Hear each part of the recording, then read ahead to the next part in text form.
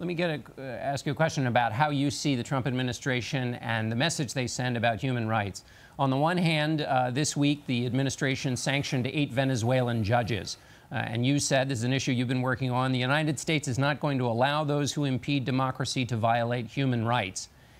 But then, on the other hand, the administration towards countries like Saudi Arabia, Egypt, Russia even, seems to have a more muted public voice about human rights. How are we to weigh those two differences?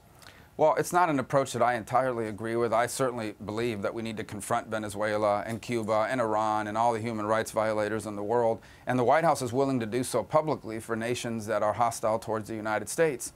They believe, and it's a point of disagreement, but they believe that on the countries that are cooperative with us on other issues, like Saudi Arabia, like Egypt, we should privately confront them on the issues of human rights, that you'll get a better result that way. Now, I have a different take on it. I believe human rights are important for us to speak about publicly. The human rights activists in those countries would agree, because they're demoralized when they don't hear it.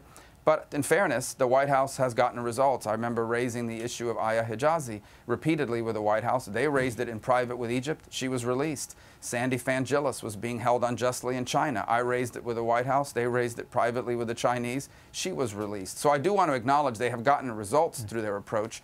But I think from a broader perspective, I disagree with it. I've told them that. They know that's a point of disagreement with me, because I believe that these countries, Egypt, Saudi Arabia, and the like, are not sustainable in the long term if they continue to systemically violate the rights of their people. Okay. Senator Marco Rubio, thanks so much for being with us. Thank you. Thanks.